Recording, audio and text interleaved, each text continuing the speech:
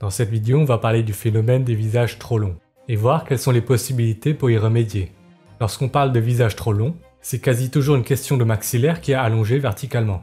Et os frontal ou tiers supérieur, dans une moindre mesure, avoir un grand front quoi. Les gens qui se plaignent de mandibules ou menton trop haut sont encore plus rares. Je ne vais pas vous donner de chiffres, de ratios précis, idéal. Essayez de vous imprégner de tout ça visuellement pour que ça devienne intuitif. Aussi, il n'existe quasiment pas de visage décrit comme trop court. Soit votre tiers moyen est bien, soit il est haut ou trop haut. Trop court, jamais entendu parler. On peut aussi noter qu'il existe certaines personnes qui ont un visage qui paraît long, mais ce n'est pas à cause du maxillaire qui est trop haut, ils ont une distance interpupillaire qui est trop petite. Petite parenthèse marrante, il semblerait que les visages larges et compacts verticalement, chez les hommes, soient corrélés avec le fait de diriger, de dominer, d'avoir du leadership. Les solutions à un visage trop long, vite fait pour le tiers supérieur, il s'agira de cacher un front trop haut, par votre coiffure si vous avez des cheveux, par un tatouage, des fibres, des prothèses, des implants si vous n'avez pas de cheveux ou pas assez de cheveux. Il est aussi possible chirurgicalement de tirer sur la peau du scalp pour diminuer la hauteur du front.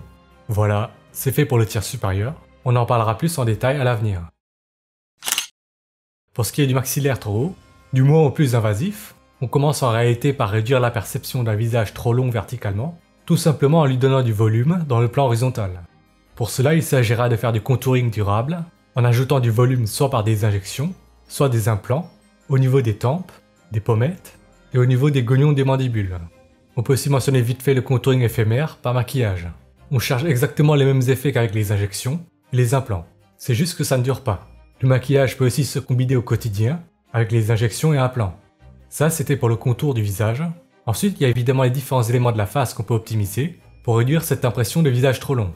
Du haut vers le bas, les modifications des arcades sourcilières et des sourcils permettent si vous voulez de border ou encadrer le visage.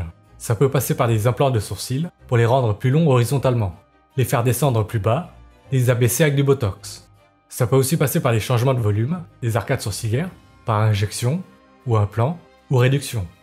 Ensuite, il y a le nez qu'on peut rendre moins haut, en modelant le point de départ de la racine, l'arête, la base, la pointe. Bref, une rhinoplastie quoi. Il y a la bouche qu'il est possible d'élargir dans le plan horizontal s'il le faut, par commissuroplastie, ou des injections, ou chirurgie, pour augmenter l'épaisseur des lèvres et réduire de façon relative la hauteur du philtrum.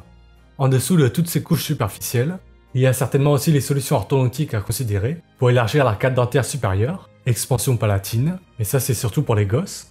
Chez les adultes, ça passe souvent par de la chirurgie avec le l'Euphor 1, plus orthodontie. Ça dépend de la largeur à corriger.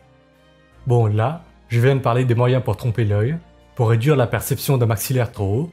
Un véritable raccourcissement du tiers moyen passe par une chirurgie l'Euphor 1 avec impaction au moins antérieure du maxillaire. Souvent ça se combine avec un lifting des lèvres pour maintenir le support des lèvres par les dents et pour réduire la hauteur du philtrum qui fait qu'un visage paraît long.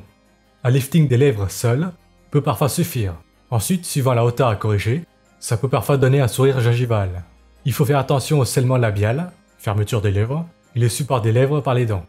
Un l'Euphor 1 avec impaction maxillaire, ça se combine avec une prise en charge orthodontique, voire chirurgie de la mandibule, pour avoir une occlusion dentaire optimale. Tout ce qui est ostéotomie sagittale, BSSO par exemple. Il faut souvent travailler sur les deux arcades à la fois pour avoir une bonne occlusion dentaire. On parlera de chirurgie bimaxillaire. On dit bimax parce qu'on intervient à la fois sur la mâchoire supérieure et la mâchoire inférieure. Évidemment, ajouter à ça le port d'appareil dentaire pour aligner les dents ou élargir le palais. Bon là, je viens de vous faire un petit listing de ce qui est possible de faire. Il y en a certainement que j'ai oublié. Ce dont une personne donnée aura besoin de faire dépend de sa situation de départ et de ses ambitions personnelles comme point d'arrivée. Faudra piocher, parfois combiner plusieurs interventions mentionnées dans cette vidéo pour le résultat désiré. Cette vidéo n'entre pas dans le détail de toutes les interventions possibles. On va certainement explorer tout ça plus en profondeur très bientôt.